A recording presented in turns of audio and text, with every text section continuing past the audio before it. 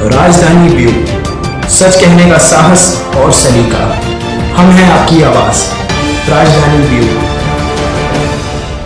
टीकमगढ़ जिले के बलदेवगढ़ में ओबीसी महासभा के द्वारा कार्यक्रम आयोजित किया गया। कार्यक्रम में हजारों की संख्या में ओबीसी एससी एसटी के कार्यकर्ता शामिल हुए। कार्यक्रम में हाल ही में भाजपा पार्टी से निष्कासित हुए पीतम सिंह लोधी भी पहुंचे। पीतम सिंह लोधी ने कहा कि हमें दोनों पार्टियों से सावधान रहना चाहिए, क्योंकि यह पार्टियां ओबीसी एससी एसटी का कभी भला नहीं चाहती है। उन्होंने यह भी कहा कि हमें समाज में फैली कुरीतियां दूर करनी होगी और पाखंडवाद को जड़ से खत्म करना होगा। उन्होंने बीडी शर्मा पर भी तंज कसा और कहा कि वह जातिवाद करते हैं। उन्होंने इस दौरान कहा कि ओबीसी एससी एसटी मिलकर 2023 का चुनाव लड़ेंगे। कार्यक्रम में पूर्व विधायक आरडी प्रजापति भी उपस्थित रहे। उन्होंने कहा कि जब तक ओबीसी एससी एसटी वर्ग मिलकर अपने वोट की ताकत नहीं दिखाएंगे, तब तक हम लोग आगे नहीं आ पाएंगे। कार्यक्रम के दौरान कार्यकारी प्रदेश अध्यक्ष ओबीसी बृजेंद्र सिंह यादव ने कहा कि सरकार हमारी जातिगत जनगणना नहीं करा रही है। उन्होंने कहा कुत्तों, बिल्लियों एवं जानवरों की जनगणना है, लेकिन इंसान की जनगणना सरकार नहीं कराना चाहती है। न ही ओबीसी को 27% आरक्षण सरकार के द्वारा दिया जा रहा है। उन्होंने कहा कि हम जल्द ही ओबीसी एससी एसटी एक साथ मिलकर इस सरकार को उखाड़ फेंकेंगे। कार्यक्रम के दौरान पूरे देश प्रदेश से ओबीसी एससी एसटी के कार्यकर्ता शामिल हुए। सैकड़ों की संख्या में कार्यक्रम के दौरान पुलिस बल तैनात रहा। कार्यक्रम में टीकमगढ़ जिले से भी सैकड़ों की संख्या में कार्यकर्ता बलदेवगढ़ पहुंचे।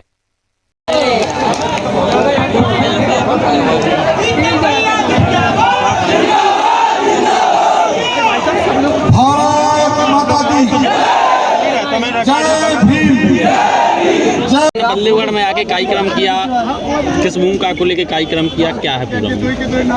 ये धरती मेरी बड़ी जानी पहचानी धरती है। क्योंकि यहाँ में जब 22 साल का था, 63 होगा, 22 साल का था, जब से आ रहा हूँ इस जगह में।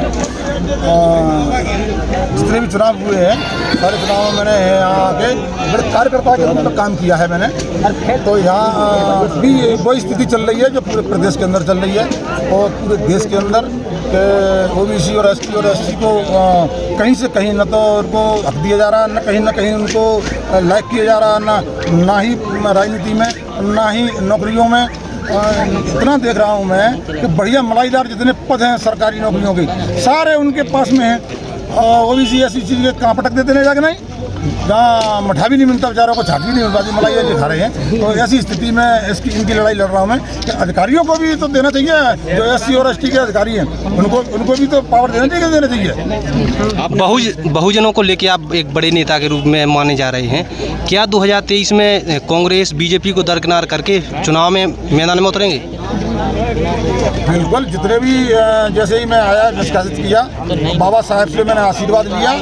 दूसरे दिन से ही जितने देश के घटक दल हैं, संगठन हैं, छोटी छोटी पार्टियां हैं, सब ने मेरे को आशीर्वाद भी दिया। सबने ये कहा कि हम आपके साथ में हैं। और मेरी भी इच्छा है कि अब की बार जितने भी दल हैं, संगठन हैं, सबको एक छत के नीचे लाने की मेरी भी इच्छा है। और मैं भी लग गया इसके अंदर कि सबको एक छत के नीचे ला गए और इकट्ठी लड़ाइयाँ लड़ेंगे। आपको क्या लगता है कि भारतीय जनता पार्टी के जितने पिछड़ा वर्ग के विधायक हैं, उनका सपोर्ट करना चाहिए कि पार्टी का सपोर्ट नहीं करना चाहिए? देखिए, जब ओबीसी एससी और एसटी के लोग चुनाव लड़ते हैं, तुमने भी देखा होगा कि इन लोगों को कहीं से कहीं तक कोई भी पार्टी इनको नहीं साथ देती है। हारे या जीते ना लाइक कर दिया, जीत के भी जाएं तो कुन्ने में ढल लेते ले जाके, नहीं मंत्री कोई और बनता है और मेहनत कोई और करता है। तो इसीलिए मैं लड़ाई ओबीसी और एसटी इसलिए लड़ूंगा। बताओ, पावरफुल लोग हैं, बताओ उनकी लड़ाई क्या लड़नी है? उनकी लड़ाई की जरूरत नहीं है उनको। जैसे कि बीजेपी ने पिछड़ा वर्ग की किसी लोधी समाज या यादव समाज या किसी हरिजन हरवा समाज को टिकट दे दिया, तो उनका सपोर्ट पिछड़ा वर्ग या इन लोगों को करना चाहिए या नहीं करना चाहिए? या अलग पार्टी बना के ही सपोर्ट करना चाहिए? नहीं, ओबीसी एससी एसटी को कहीं भी रहें, किसी भी दल से रहें, हमें उन्हें जिताना है और उनको पार्लियामेंट और विधानसभा भेजना है उन लोगों को, ताकि वो हमारी ओबीसी की और एससी एसटी की बात रख सकें और बोल सकें मौके।